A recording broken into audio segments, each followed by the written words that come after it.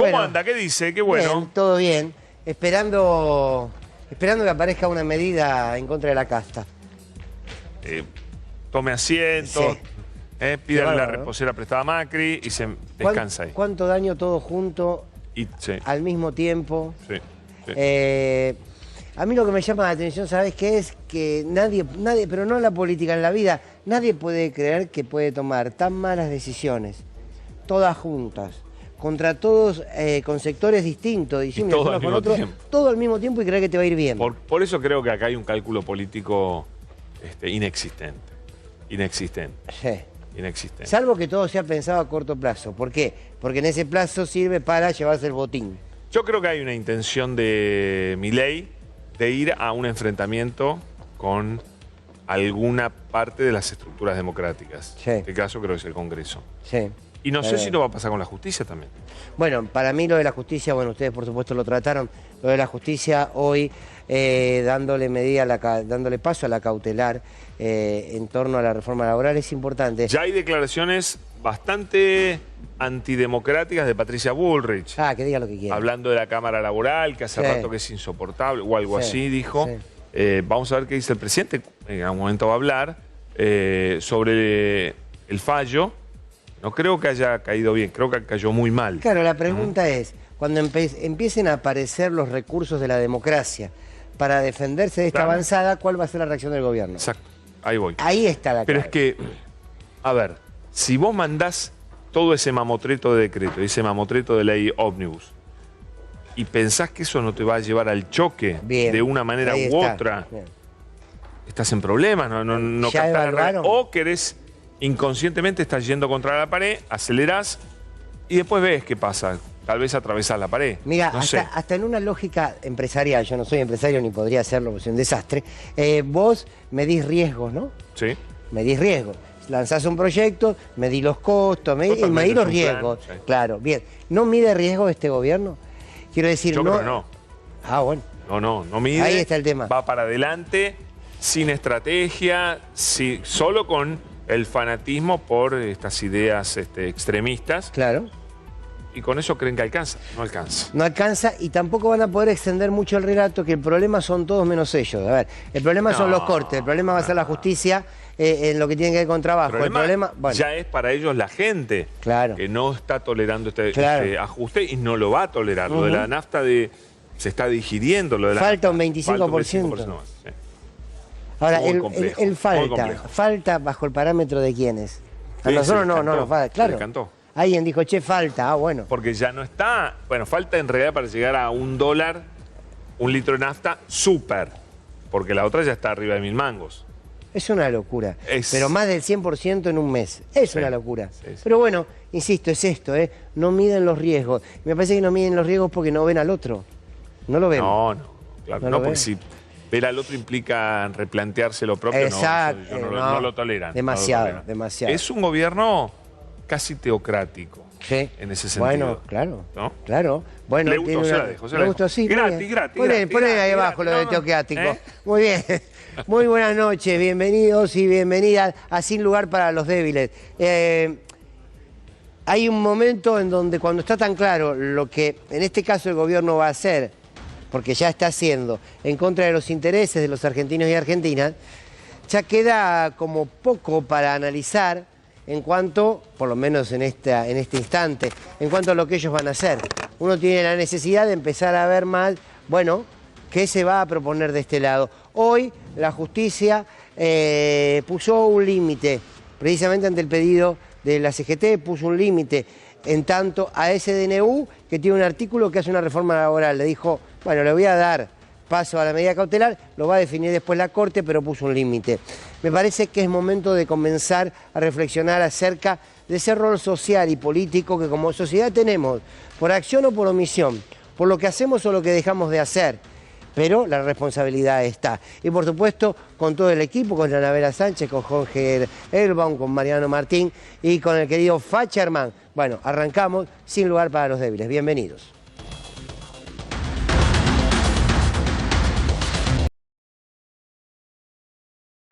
Estaba repasando algunas de las medidas que se está anunciando tanto en el DNU como en la ley ómnibus, pero cuando uno empieza a hacer la listita y el repaso, y solamente una listita para hacerlo rápido, pensaba en cómo este gobierno empieza a desparramar sus políticas como el agua agua ciertamente contaminada, ¿no? Que se empieza a meter en cada recoveco de la sociedad. Y pensaba que Milei alguna vez había dicho, y repiten sus voceros, no hay plata. Y en realidad, de aplicarse estas políticas, es el camino inevitable al que va la Argentina, que no habrá plata. Pero no es que no va a haber plata para ese poder reducido de la economía que fueron los que escribieron este DNU y sin duda formaron parte de esta ley ómnibus, sino que va a dejar de haber plata para los ciudadanos y ciudadanas de a pie, para ustedes, para nosotros. Van a aumentar las prepagas. Va a aumentar el transporte, y no va a ser el único aumento, ni de las prepagas ni del transporte. Aumentó la nafta, más del 100% en un mes. Aumentan los precios, casi le diría día por medio. Van a aumentar las tarifas. Aumentan los alquileres. ¿A dónde conduce esto?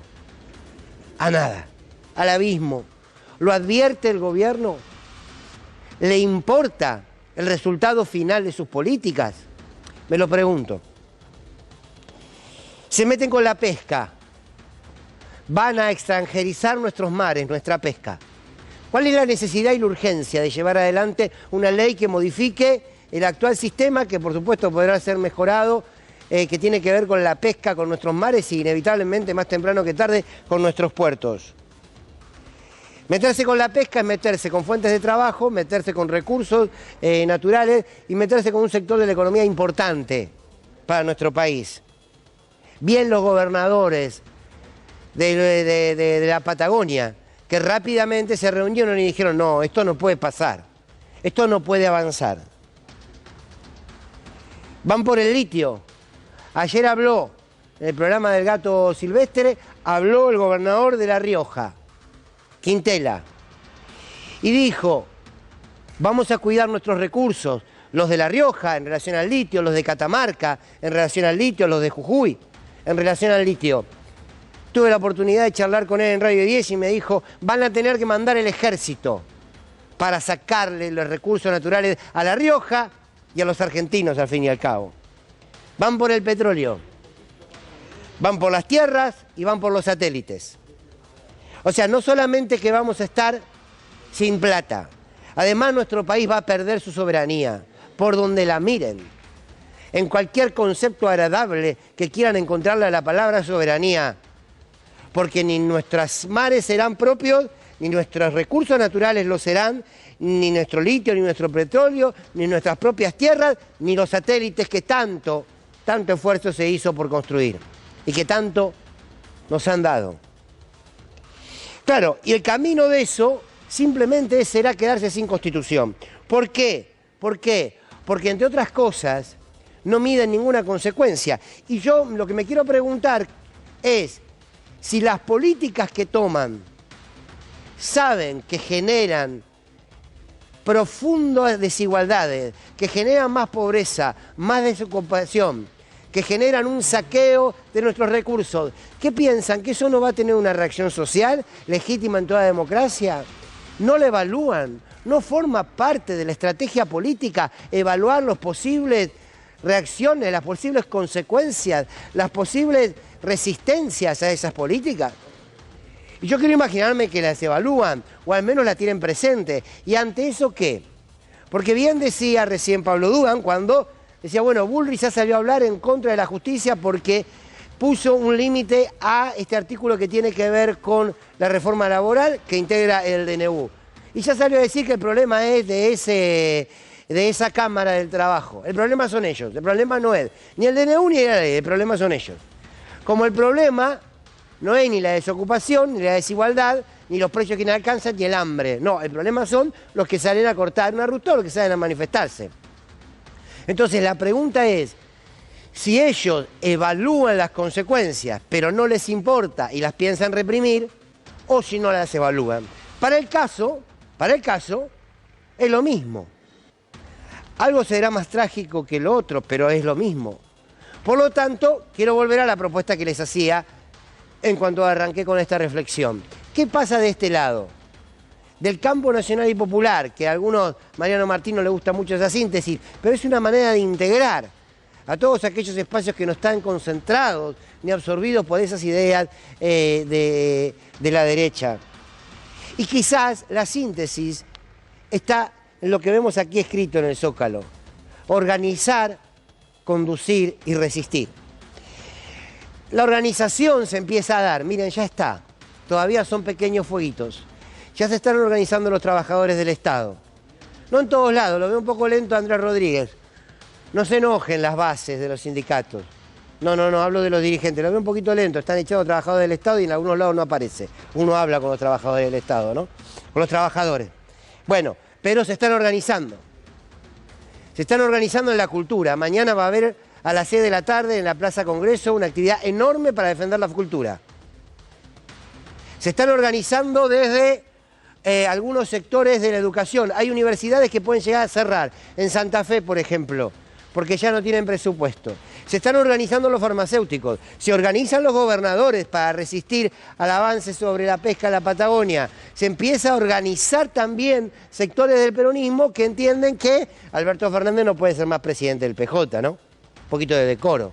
Pero no por nada, sino porque a lo mejor se encuentra alguien que tenga ganas de hacer algo. Al menos ser oposición. Y entre otras cosas, esos pequeños focos de resistencia que se van a multiplicar, por supuesto que están en los barrios, esos focos de resistencia deben organizarse. Esa organización chiquitita debe empezar a construir una organización, ya lo dijimos alguna vez, lo sé, una articulación más amplia. Para eso es necesaria la conducción política. La conducción política expresada en los sindicatos, la conducción política expresada en la dirigencia. Esa conducción política que de alguna manera le empieza a dar estrategia y táctica a ese armado, a esa organización, a esa resistencia que se tiene que empezar a construir. Hay que quitarle la estigmatización a la palabra resistencia. No es una palabra que baja de Sierra Maestra. No, tiene que ver con resistir, con ponerle un límite al avance de los derechos. Porque si se logra organizar, conducir y resistir, la pregunta es ¿para qué? Para construir una victoria política que no sea electoral solamente, sino que sea para construir una democracia más justa. Y ahí aparece otra palabra, que es la palabra construir. Estamos todos invitados a esta hora, en estos tiempos, a estas palabras que se me ocurrieron como para sintetizar: organizar, conducir y resistir. ¿Eso está empezando hoy? Sí, está empezando. Sí, está empezando. Falta. No podemos construir una resistencia, un modelo, simplemente cuando alguna de sus consecuencias nos golpee la puerta. Por eso es importante que algunos dirigentes comenzaron a hablar. Ahora vamos a ver en un ratito un tuit de Axel Kicillof, que hoy se reunió, tengo entendido que se reunió con Guillermo Montenegro en Mar del Plata. Guillermo Montenegro, un hombre del PRO, que se expresó: no se puede avanzar con esta ley de la pesca. Pero sobre Mar del Plata, pero que estamos... Bueno, se reunió, salió Kicillof, escribió un tuit que es contundente, que ahora lo vamos a leer. Pero lo importante de todo esto es que estas tres palabras se construyen, sí, como una necesidad y como una urgencia. El otro día leí un texto de un querido colega de Luis Arranz que hablaba de las verdaderas necesidades y urgencias. Y la verdad que hoy están aquí, sintetizadas en estas tres palabras, que puede haber muchas más, pero que tienen que ver con asumir el rol histórico que este presente nos exige. Insisto, si el DNU pasa y si la ley ómnibus pasa tal cual está, vamos a hacer una tragedia social. ¿Qué quiere decir? ¿Que todo lo que está en la ley ómnibus está mal? No, hay cosas interesantes, ¿eh? Hay cosas interesantes, vamos a discutirlas. Vamos a discutirlas, de a uno, cada cosa en su canasto, no nos mezclen todo. Y a partir de ahí se construye la democracia. Nadie le puede prohibir a este gobierno que ganó con un voto legítimo que no quiera discutir determinadas leyes. Está muy bien, pero no bajo la lógica de la intimidación, como ya hizo Milei, o como hace el opinólogo de todas las mañanas, Adorni, que cobra como vocero y el tipo se levanta a opinar de lo que tiene ganas. Digo, sin intimidación, sin dividir a la sociedad entre buenos y malos a partir de que responden o no a mis intereses. Uno entiende que hay una porción de la sociedad que sostiene un lenguaje que no le pertenece, que es este decir, bueno, y la verdad es que, bueno, nos tenemos que aguantar esto, y no queda otra, y la Argentina siempre fue igual, y a la Argentina siempre le pasó lo mismo. Hoy lo escuchábamos, por aquí, por otros medios, que mucha gente decía, bueno, siempre pasa lo mismo en este país. Y la verdad es que, bueno, y me tengo que ajustar, no me queda otra. Y no hay solución y no hay futuro. Y la verdad es que hay que romper con ese discurso para empezar a recorrer, creo humildemente, este camino de organizar, conducir y resistir. No es cierto que siempre fue igual en la Argentina. No es verdad. No es verdad que no hay otro camino. Sí que lo hay. Sí que lo hay. Nuestra historia lo ha demostrado. No es verdad que este país no tiene futuro. Claro que lo tiene. Ahora, estos tiempos exigen empezar a movernos. ¿Para qué? Para hacerle entender a esa enorme porción de los argentinos desencantados con la política o enojados con un gobierno o con otro, que claro que alguna vez se vivió mejor. ¿Cómo no? Pero no importa si uno se siente peronista o no peronista, kirchnerista o no kirchnerista, radical o no radical, no importa. Esas son elecciones que uno toma, al fin y al cabo, si hay una expresión política que lo representa crudamente. Pero nadie puede negar que este no es el país. El país que recorta derechos no es el país de los 12 años de kirchnerismo, ni es el país del peronismo, ni es el país de Irigoyen. Con aciertos y con errores todos. Pero me parece que al mismo tiempo, en este proceso de organizar, conducir y resistir, hay que dar esa batalla cultural, porque lo peor que podemos hacer es crearnos el discurso de quien nos viene a oprimir. Hay que ajustarse, hay que preguntar por qué. ¿Por qué me ajusto yo y no se ajustan ellos? ¿Por qué esta política favorecen a los exportadores?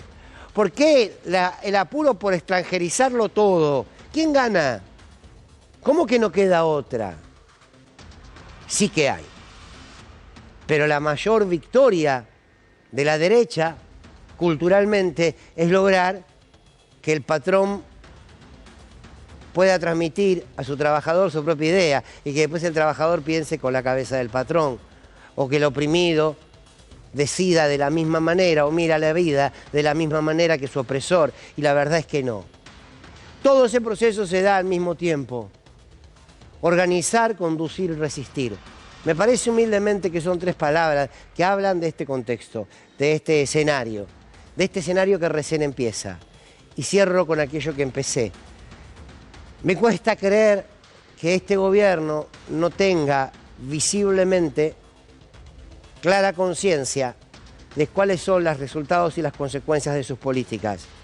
Lo que temo es que a medida que esas consecuencias empiecen a salir por cuanto rincón de nuestro país se les ocurra, entiendan que la única manera para contenerlo es reprimiendo. Si la justicia les pone límites, ¿van a ir por la justicia?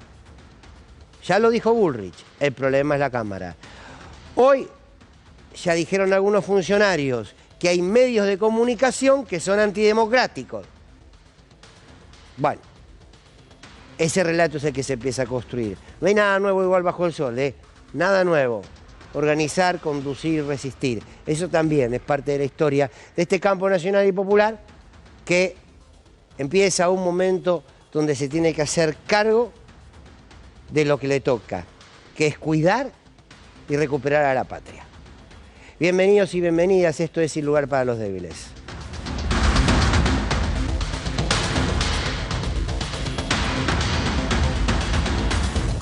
¿Le sorprendió el freno al DNU en la Cámara del Trabajo? No, la Cámara del Trabajo a ver, yo fui ministra de Trabajo en el año 2000. Y ya la Cámara del Trabajo era insoportable. Ya eran lugares donde lo único que había era defensa de intereses particulares. Nunca, todos los fallos siempre salían a favor de uno u otro sindicalista, siempre. Nunca Ustedes lo quieren pasar a lo contencioso administrativo. Nunca fue una verdadera justicia transaccional, donde las cosas se analizan con objetividad. Y eso es algo que está totalmente tomado. Por otro lado, debería dejar de ser una justicia nacional, porque todas las provincias tienen sus justicias laborales y la Ciudad de Buenos Aires debería tener su justicia laboral y no ya ser una justicia nacional, porque no hay casos nacionales siendo la Ciudad Autónoma de Buenos Aires. Bueno, muy buenas noches a todos y a todas. Aquí ya está conformada la mesa de cada semana. Bueno, y esta decisión de la justicia, precisamente en la Cámara Laboral, empezó a ponerle un límite al gobierno, ¿no, Mariano? Sí, Fer, buenas noches. Escuchaba con atención a Patricia Bullrich, es fantástico, ¿no? Si no fuera tan trágico por momentos. Hoy hablaba con un par de la ministra dentro del Gabinete Nacional, que conoce con mucho más detalle que Patricia Bullrich, que fue ministra de Trabajo, el fuero del trabajo. Y me decía, mira, el fuero laboral hay un sector que inocultablemente se identifica con los trabajadores que vos vas a saber por dónde van a fallar, que son cercanos a las doctrinas, entre comillas, de Recalde. Y este funcionario de La Libertad Avanza, no estamos hablando de otro gobierno, estamos hablando de un funcionario de este gobierno, decía, calcula que un 30% de los magistrados están en esa línea. El resto va de independientes, con distintos criterios, hasta aquellos que son netamente pro empresa, que también están cabalmente identificados. Claro, ¿qué pasa? Para Patricia Bullrich, los fueros hostiles son aquellos fueros cuyo 100% de jueces no fallan en función de lo que quiere Mauricio Macri o de lo que quieren, en este caso, la derecha. Y quiero decirle algo también a Patricia Bullrich. Este fallo, esta cautelar otorgada por la Sala de Feria de la Cámara del Trabajo, tiene una particularidad. La firma un magistrado llamado Alejandro Sudera, que no solo tiene fama dentro del foro laboral de ser pro-patronal, sino que hasta ha tenido severos cuestionamientos y hasta denuncias internas por señalamientos contra abogadas y abogados que han accionado a favor de los trabajadores. Quiero decir, hasta ese punto es difícil de atacar un dictamen, un fallo de estas características, que además de estar profusamente fundado, utilizó, por ejemplo, creo yo, casi como una chicana bastante graciosa, un textual de las bases de Alberdi, sí, claro, para contestar y para sustentar esta idea de que incluso aquellos que son los próceres más mimados por la derecha y en particular por el gobierno libertario, ponen por encima la división de poderes. Bien, Jorge. No, retomo un poco lo que decía Mariano. La semana pasada, si no me equivoco, un juez de la Cámara de Casación Penal, Slokar, publicó un artículo en donde cita una frase de Alberdi que es muy interesante. Recordemos que Alberdi, para mitad del siglo XIX, era lo que hoy llamaríamos indudablemente una persona progresista y que se enfrentaba a los conservadores. ¿Y qué decía Alberdi en ese momento? Decía, los liberales argentinos son conservadores y no aceptan el disenso y no aceptan la posibilidad del pensamiento diferente. Eso es lo que está demostrando Patricia Bullrich cuando hace muy bien en recordar que fue ministra del Trabajo en el año 2000, porque los programas y los proyectos que llevó a cabo el gobierno de la Alianza, de la cual ella fue parte, terminaron en la tragedia más grande de los últimos años, que fue el 2001. Y lamentablemente, a esta altura, ya incluso poco tiempo asumido a Milei, estamos yendo hacia ese camino. Están llevando a la sociedad argentina a una situación explosiva que se ve casi diariamente. Nunca en la historia argentina hubo cacerolazos sistemáticos, bueno, una semana y 2 semanas antes o después de haber asumido un gobierno. Estas imágenes que estamos viendo, ya que lo mencionás, Jorge, son cacerolazos que se están dando ahora en Caballito, en Almagro, hay en otros puntos también de la ciudad. Y bien. Son barrios peronistas, ¿no? Son un montón de extras, la verdad. No, igual Digo, han juntado un montón de extras. Ah, sí, ¿no cree usted que sean legítimos? Por favor, si la gente está feliz. ¿Ah, sí? Le gusta pagar de más, claro. A mí me encanta. Yo ahora que sé que estoy pagando lo mismo que paga un francés. Claro. Ahora me siento un ciudadano del mundo. ¿Pero usted gana igual que un francés? No, pero estoy remarcando todo lo que vendo, así que más o menos voy a empatar. Ana. Sí, primero con respecto a estas movilizaciones que estamos viendo ahora por la noche, también son el coronario de unas asambleas que sucedieron durante el día. Digo, hay gente movilizándose en distintas horas del día y también en distintos barrios. Retomo rápidamente lo de Patricia Bullrich. Digo, a mí me llama un poco la atención que ella haga mención a su labor como ministra de Trabajo, porque es la ministra del 13% del recorte de los jubilados y es la ministra también de un gobierno que termina con casi el 20% de desocupación. Digo, la verdad que yo en tal caso lo ocultaría. Digo, no me parece que tampoco sea una medalla Pero para si estar habla poniéndose. del Ministerio de Seguridad le va peor, tenemos que pensar. Bueno, ese es un buen punto. Ese es un buen punto. Bien, bueno, a ver, estos cacerolazos son expresiones que se van dando, que insisto, me parece que tiene que ver, más allá de la cantidad de cacerolazos, más allá de la cantidad de hombres y mujeres que allí se reúnan, me parece que es esto que decía Jorge recién, ¿no? Hay como un no quedarse en la casa de entrada, porque es demasiado pocos días de gestión como para que exista esta reacción. Habla también de lo que es el volumen de cada una de sus políticas. Pero también, sí, a ver, también sé que hubo asambleas en torno al DNU, por esto, ¿no? Que hablamos un rato de la organización que se empieza a expresar. Vamos a ver algunas de estas asambleas.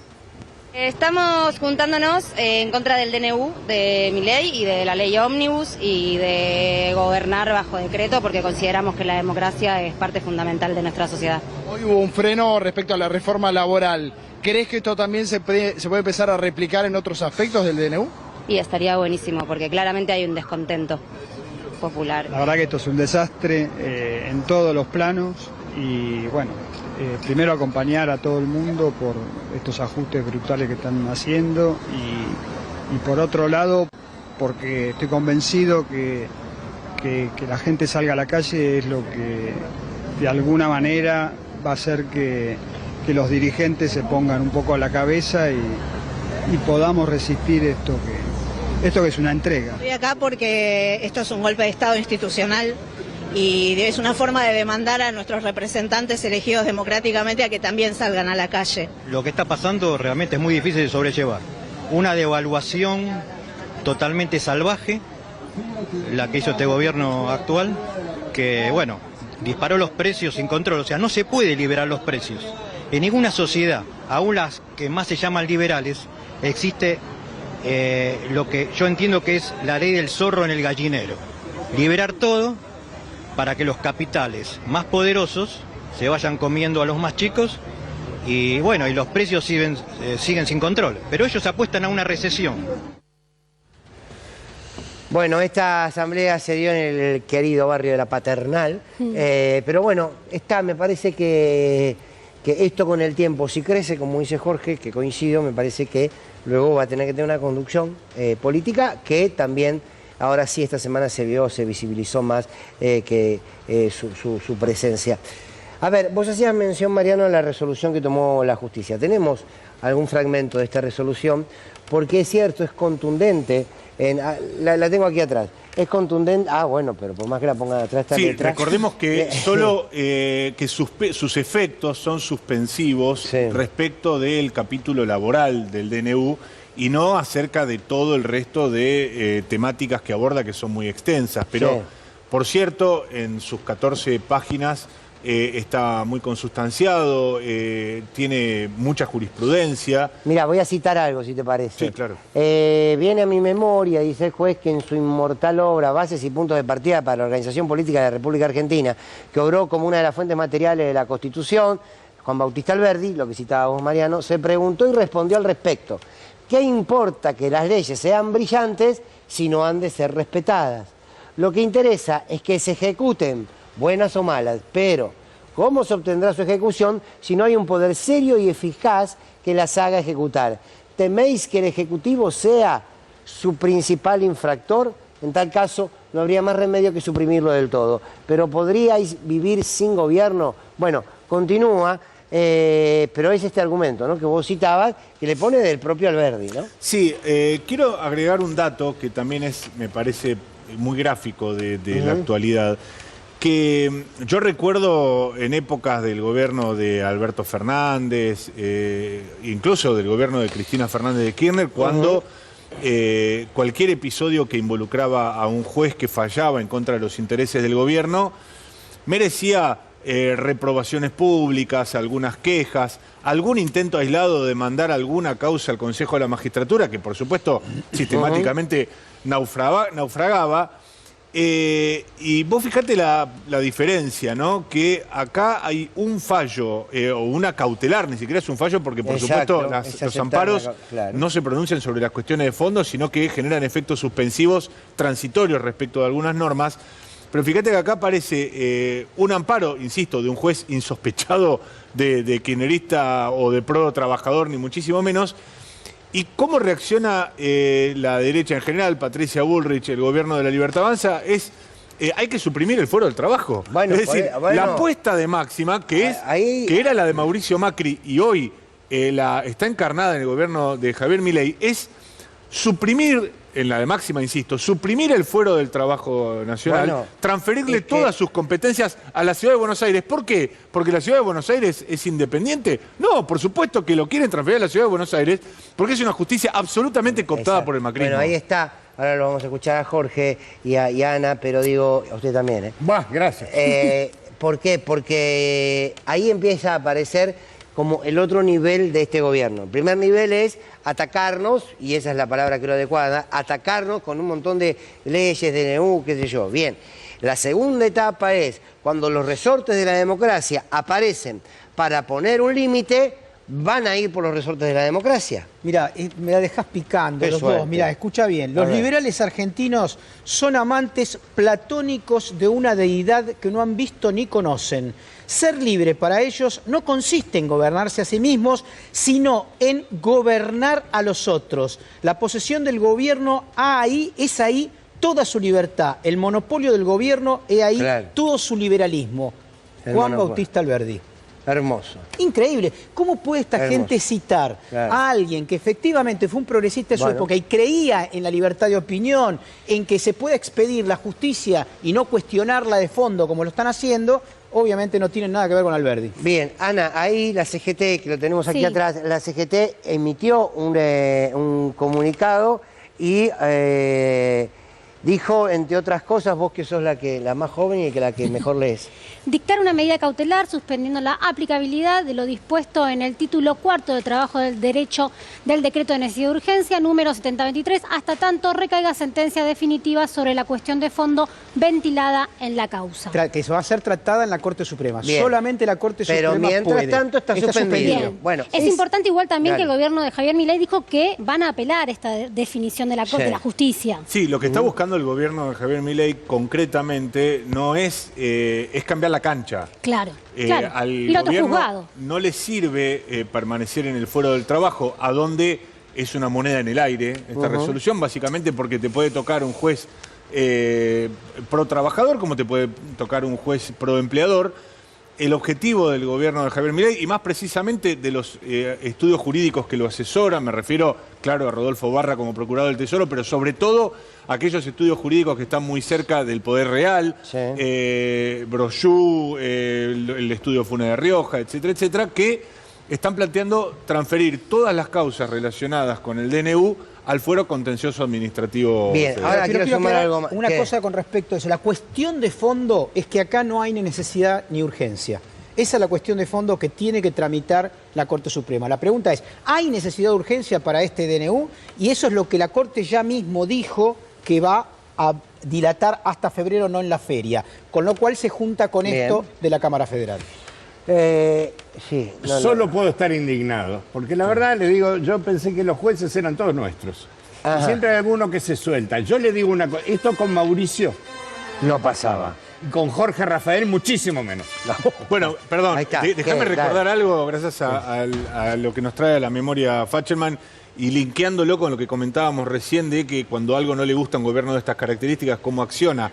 ¿Qué hizo Mauricio Macri después de tomar una serie de medidas que eran regresivas para los trabajadores, de cercenamiento de derechos? Bueno, primero fue a buscar a las organizaciones de los trabajadores que podían poner en cuestionamiento ese modelo. Se intervinieron una docena de sindicatos de alcance nacional. Como no alcanzaba eso, Jorge Treaca, el primer ministro de Trabajo, fue a visitar al mismo fuero que hoy le está dando la espalda a Javier Milei, a la Cámara del Trabajo, para decirle, muchachos, tenemos que acordar la legislación. como no le hicieron caso, lo llevaban a juicio a todos los jueces. Bueno, ¿cuántos jueces han pedido?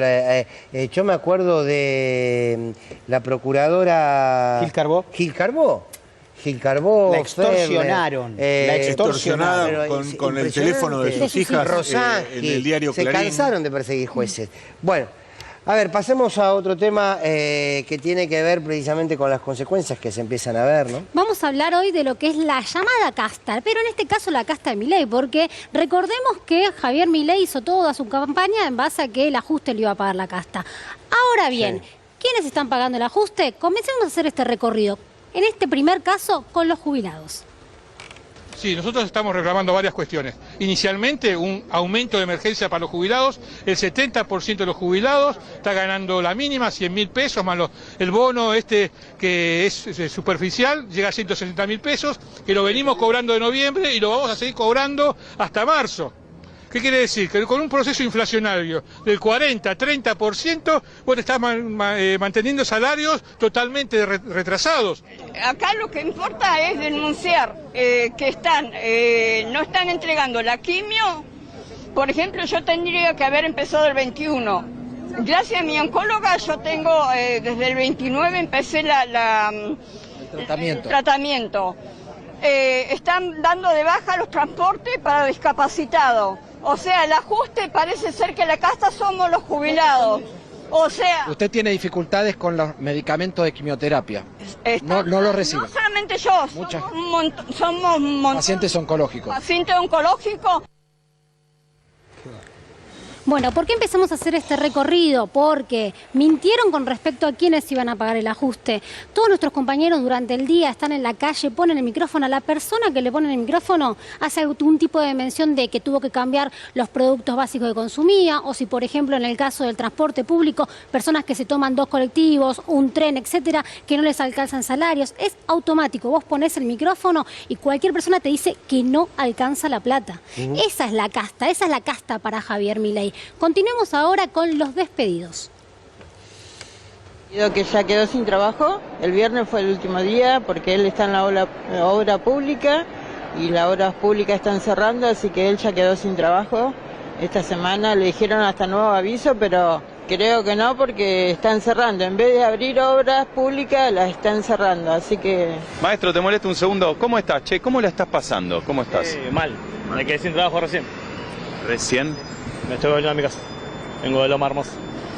Está todo medio complicado, está difícil la cosa. Pero ¿te dieron una explicación? ¿Te despidieron? ¿Se terminó el contrato? Con la construcción de lo que es obra pública, lo que cortaron justamente y reducieron un montón de personas. ¿Voté a Milei? Sí. Digamos, en tema de política, voté a Milei. ¿Por qué fue esa decisión que tomaste? Porque ya está. Yo lo voté a Milei, pero de acuerdo a lo que voté a Milei, yo estoy en las redes, hablé, le mandé mensaje a él. Al votarlo a él, perdí el laburo. Bueno, este es el primer coletazo de un gobierno que lleva 20 días. ¿Sí? Déjame agregar algunos casos concretos. Me viene a la memoria rápidamente una asamblea que hubo ayer mismo en el ámbito del Ministerio de Trabajo, o casualidad, a donde se ha producido un centenar de despidos. La Junta Interna de ATE en el Ministerio de Trabajo denuncia que son alrededor de 100 los despidos en una primera etapa. En economía también hubo, ¿eh? Con lo cual, digo, se está cumpliendo a rajatabla con este propósito de ir sacando. Por supuesto, si todo indica que se va a repetir la historia 2015-2019, es muy probable que terminemos viendo el desplazamiento de trabajadores con salarios magros en líneas generales, con contratos muy precarios, y el encumbramiento de funcionarios que van a venir con salarios, por supuesto, mucho mejores. Seguimos. La casta de Milei, sí, seguimos con el recorrido de la casta de Milei, en este caso con el consumo. Recordemos que la carne está hoy en día ya aproximadamente 4.000 pesos el kilo. Dicen algunos que podría llegar hasta 25.000 pesos durante el año 2024. ¿Qué pasa con la carne en las carnicerías?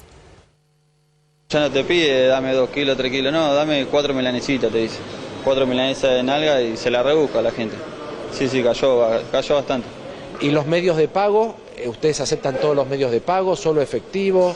¿Hay alguna promoción con alguna tarjeta de algún banco o aplicación? No, acá aceptamos todos los medios de pago y tarjeta de crédito. Aceptamos tarjeta de crédito para que el cliente pueda tirarla en 3 cuotas, 4. hacen cuotas, la gente viene a comprar carne con tarjeta y ustedes le financian en cuotas con interés o sin interés. Eso depende del banco, pero seguramente con interés, creo. ¿Tienen interés? Sí, tienen interés. ¿Te piden hacerme en 3 cuotas? Claro, en 3 cuotas, sí. Sellan cantidad para después pagarlo en meses. ¿Y antes pasaba esto, Ignacio, de que la gente te pedía financiación, cuotas para comprar la carne o no? No, antes la gente te pedía y ni te preguntaba la cuenta cuánto va. Ahora la gente te pide 1 kilo de nalga, ¿cuánto va? ¿Me agrega esto? ¿Cuánto va? Todo el tiempo así, ¿cuánto va? Ah, ¿cuánto va el total? ¿Cuánto va sumando la compra? Todo el tiempo a ver si llegan o no llegan. ¿O qué haces? O sacame tal cosa. Bueno, hoy estaba atendiendo y una señora iba a 20.000 pesos. Me dice, ¿cuánto va ahí? 20.000. Ah, no, me sacaba 1 kilo de Suprema, por favor, porque ya no me alcanza. Esto, a ver, es extraordinario esto que preparaste, Ana, porque, claro, uno lo va viendo durante el día, ¿no? Y cuando vos lo vas separando, si se quiere, por temática, y lo juntás todo, es demoledor. Por eso insisto, se empiezan a ver ya las consecuencias de estas políticas, que quiero decir, todo este pelote del precio y la inflación no empezó con Milei, ¿eh? Milei particularmente se dedica a empeorarlo, ¿no? Pero tiene toda una historia. ¿Qué más hay? Sí, de alguna manera también es mostrar que afecta a todas las personas, a todos los sectores, que no es algo concreto. Acá se vino a hacer un ajuste brutal de una para todos y todas. Sí. Sigamos ahora en este caso con la problemática y el ajuste que hay con las personas con discapacidad. Sí, nos acaban de informar el día jueves o viernes, no recuerdo bien, los transportistas de la Cámara que los nuclea, que a partir del día 2 de enero nos quedábamos sin transporte para las personas con discapacidad. El transporte es fundamental, si bien todas las terapias son fundamentales, pero sin transporte ellos no pueden ir a ninguna otra terapia. No estamos en paro, no es un paro lo que estamos haciendo, sino que estamos haciendo un cese de servicio forzado por la simple realidad que hoy estamos con un nomenclador de 270 pesos el kilómetro, cuando ya tenemos 1 litro de gasoil a más de 1.100 pesos. Y el DNU. Breve el DNU, desregula las obras sociales y prepagas. Esto al colectivo de personas con discapacidad nos pone en riesgo de perder la cobertura porque va a ser muy difícil pagarla y una vez que perdés la prepaga, otra prepaga no te quiere aceptar porque te quieren cobrar preexistencia y esto deja de estar regulado por la superintendencia, entonces perdemos el derecho de acceso a la salud. Bueno, en este caso son 3 voces distintas. En un caso concreto que habla una persona que tiene un familiar con una discapacidad, cuenta que no va a poder llevarlo a los tratamientos. ¿Por qué? Los transportistas, ¿qué están diciendo? Nosotros teníamos un canon de 270 pesos por kilómetro, pero hoy en día la nafta se fue a 1.000 pesos. O sea, ahí automáticamente el aumento de lo que es la nafta está repercutiendo en las personas que trasladan a las personas que tienen algún tipo de discapacidad. Ahora, Anita, yo pensaba recién, Fer, la profundidad de lo que se está planteando en términos de modelo económico acá va mucho más allá de lo estrictamente económico, claro, y hace una cuestión cultural que a mí por lo menos me remite a las palabras proféticas de Javier González Fraga cuando decía les hicieron creer que... Claro. Pero vos fíjate que en aquel momento les hicieron creer que podían tener un celular, les hicieron creer que podían tener vacaciones. Hoy por hoy el mensaje que transmite La Libertad Avanza es se terminó la fiesta, no hay plata, y la fiesta, y lo que ya no se puede sustentar como fiesta, es comer carne una vez por semana, es que un discapacitado tenga el transporte que necesita para llegar a un lugar de trabajo o para atenderse de sus dolencias, que llegar a comer una canasta muy elemental de nutrientes. Es decir, no estamos hablando de te hicieron creer que te podías ir de vacaciones todos los años. Te hicieron creer que podías comer todos los días y que en realidad ahora la triste realidad, lamentablemente, como no hay plata, es que vas a tener que comer salteado. Y en este caso concreto, quiero aclarar una cosita de las personas con discapacidad, que durante un mes no puedan trasladarse a hacer una determinada terapia, es una vida. O sea, una persona que le frenan automáticamente su tratamiento es una vida para esa persona. Entonces, en este caso concreto, porque encima se tardó en designar a una persona a la cabeza de lo que es la Agencia Nacional de Discapacidad, digo, son un montón de cosas que hacen que en este momento el transporte para las personas con discapacidad esté frenado. Bien. Yo quiero una pregunta retórica, ¿no? Recogiendo un poco lo que se está diciendo ahí, la tristeza profunda que supone este tipo de testimonios que nosotros vemos diariamente, incluso muy cercanos a nosotros, por supuesto, ¿no? Es decir, ¿quién va a pagar las muertes que va a producir el hecho de que se detengan los tratamientos oncológicos? ¿Quién va a pagar en términos del sufrimiento social acumulado que este gobierno está generando en la población, este 30% que se calcula que va a ser la inflación de este año con salarios que no aumentan siquiera un 5%? Es decir, ¿quién es el responsable de este dolor que se está produciendo en la sociedad? Creo que esa es la pregunta de fondo que nos tenemos que hacer. ¿Realmente era necesario esta barbaridad para buscar un cambio? ¿Era necesario cortarle la cabeza a aquel que tenía fiebre para solucionar el problema? Es devastador y no encuentro la palabra, pero creo que es precivilizatorio. Este gobierno. Sí. Es precivilizatorio. Hay una cosa perversa, evidentemente. Sí, claro que sí. Uno más. Vamos con un último testimonio que un poco engloba todo este recorrido que venimos haciendo de la casta de Milei. ¿Cómo ves la situación del país, Facundo, los aumentos en la carne? Positivo, pero vivo como todo, piso la misma baldosa que todo y la verdad es un desastre. Se viaja re mal, a todos los que quiero no los veo contentos como quiero y estaría bueno que las cosas sean de otra manera y que la gente también piense con el corazón, no solo con la cabeza. Que sea un buen año para todos, a ayudar y huevo y corazón. Y dijiste que tenés dificultades para tomar el 57, que esperas mucho. Ahora el 15 aumenta el transporte. Sí. Y bueno, yo ya no sé cómo vamos a hacer para pechugar, porque ya de dónde vas a sacar. No podés vivir arroz, a fideos, a ver el día al día y los chicos que laburan en la calle, que no saben con qué plata vuelven a la casa. No sé, a mí la verdad me duele mucho porque quisiera ayudar más. No puedo. ¿Por qué traemos este mensaje también? Porque en la última frase de la persona que se le coloca el micrófono dice: me duele no poder colaborar más y no poder ayudar más. También un poco para estar atentos en este momento de tanto dolor y donde se ve a tanta gente sufriendo, sobre todo la empatía como bandera siempre es una buena herramienta. Atilio. Atilio quiere decir, el liberado de Facherman, que en realidad el costo de las cosas uno lo puede medir de varias formas, pero uno puede medirlo claramente de acuerdo a la cantidad de tiempo de su vida que le dedica a las cosas. Claro. Entonces por ahí está esa gente que te decía mis viejos, la gente de otra generación que decía 20 años pero me compré la casa o lo que fuera y me compré la auto. Había como se medía en el tiempo. Este tiempo que nos están haciendo sufrir a un grupo de nosotros para que otro se llene el bolsillo de manera irreverente, no se perdona ni se negocia porque la plata puede venir, hoy yo te debo a vos me debes a mí, después no sé cómo arreglamos, pero mi tiempo no me lo vas a devolver. Y el tiempo de esa pobre señora con el coso puesto que necesite a la quimio, está bien que yo entiendo que esté un poco confundido Milei con qué es la casta y qué no, pero hay que frenar un poco esta barbaridad porque si no vamos a pasar a contestar de manera muy poco civilizada, como dice el compañero. Hay algunos que ya se han arrepentido y empiezan a expresar ese arrepentimiento al voto a Javier Milei. A ver, compartimos un caso. ¿Aumentó la nafta? Sí, me acabo de enterar. ¿Recién se entera? Hace un rato. Sí. 20 y pico %. Sí, 27 me parece que aumentó. ¿Qué piensa usted? ¿Qué es lo que pienso? Mira, te puedo decir que yo voté el gobierno que está ahora en el momento y creo que ya me está decepcionando como lo hizo Macri. O sea, esto no hay forma de cambiarlo. Por lo visto somos un pueblo que tenemos que tener gobierno peronista porque en realidad con los peronistas estamos mejor. ¡Qué traidor! ¡Qué hijo! Perdón, pensé que los teníamos a todos nominados. No recibió el sobre, ¿qué pasó?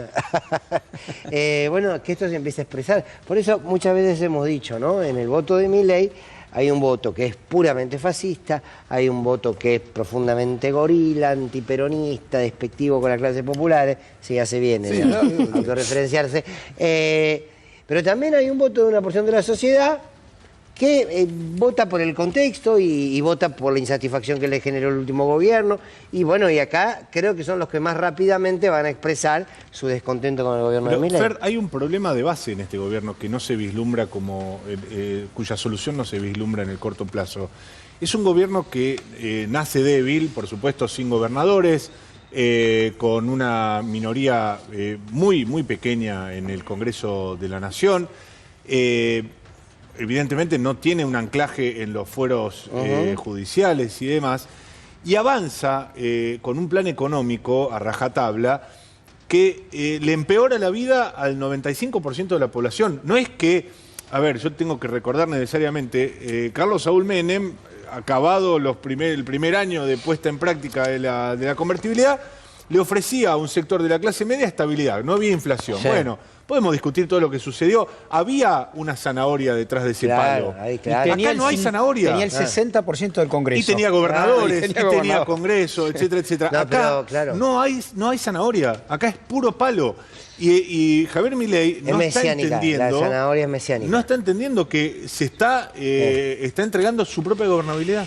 Bueno, no vamos a abandonar más el momento de los cuentos, se lo digo a usted, Facherman. Que a nosotros nos encantan los cuentos, los votantes de Milei, cuanto más rápido. Claro. Porque a la gente me lo dice mucho.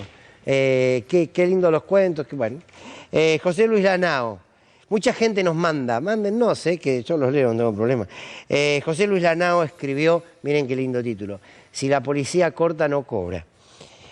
La fuerza de la vida, dice José Luis, está en lo colectivo, en el cuidado, en ese acompañamiento indispensable para sostenerse, para entendernos, al fin y al cabo para seguir viviendo.